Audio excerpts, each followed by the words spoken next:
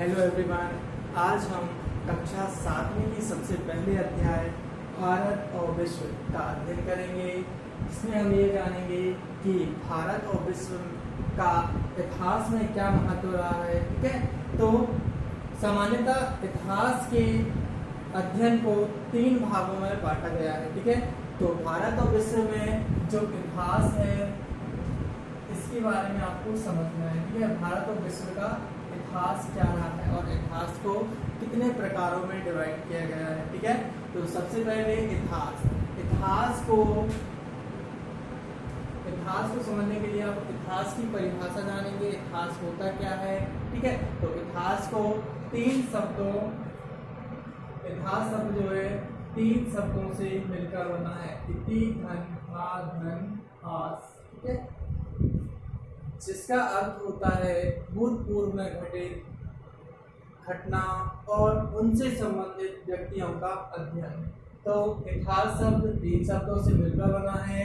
इति, धन, हा, धन, आस, जिसका अर्थ होता है भूतपूर्व में घटित घटनाओं का वर्णन या भूतपूर्व में घटित घटनाओं तथा उनसे संबंधित व्यक्तियों का अध्ययन। प्राचीन समय में जो भी घटनाएं हुई हैं और उनसे जुड़े जो भी व्यक्ति हुए हैं उनका अध्ययन करना क्या कहलाता है? इतिहास कहलाता है। ठीक है, समझ में आ रहा है? इतिहास। अब इतिहास को 3 प्रकारों में डिवाइड किया गया है। इतिहास को 3 प्रकारों में डिवाइड किया गया है। पहला प्राचीन काल, दूसरा मध्यकाल और तीसरा आधुनिक काल। पहला प्राचीन काल, दूसरा मध्यकाल, तीसरा आधुनिक काल।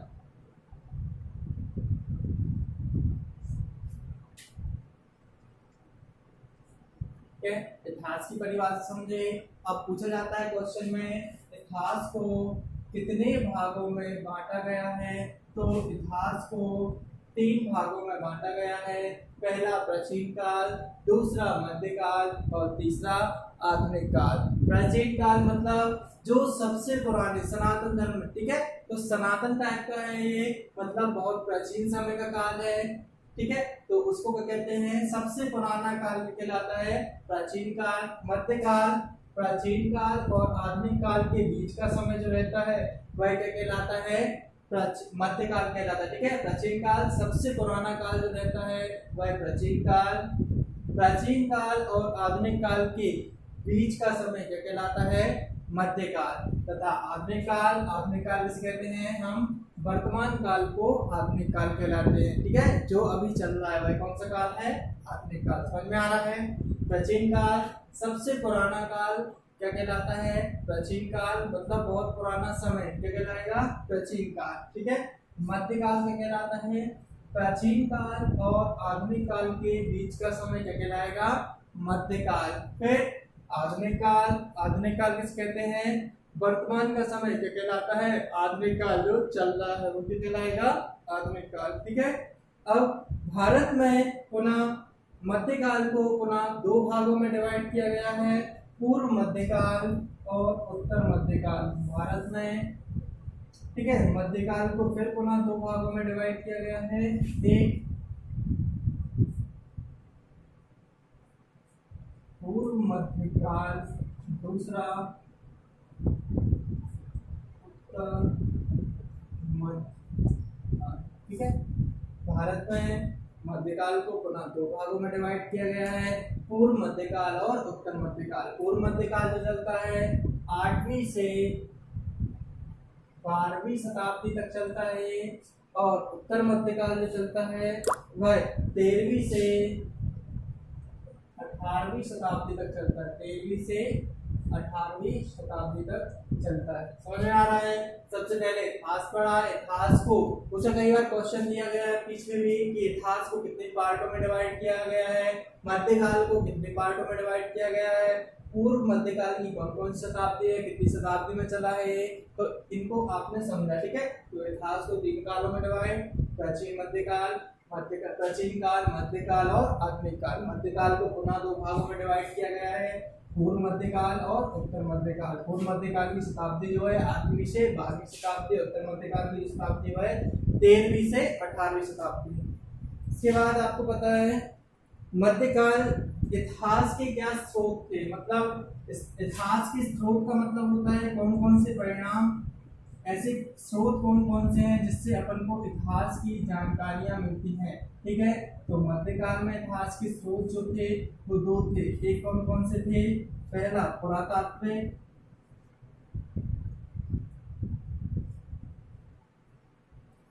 पहला था पुरातात्व और दूसरा था साहित्य। ये क्या थे? इतिहास के स्रोत, जहां से हमें इतिहास की जानकारी मिलती है, साहित्य। ठीक है, तो पुरातात्व के स्रोत जैसे भोजपत्र, ताड़पत्र, ताम्रपत्र, ये सारे क्या हो जाएंगे? पुरातात्व, मतलब जो जमीन से खुदाई के दौरान हमें प्राप्त हुए वो क्या कहलाएंगे?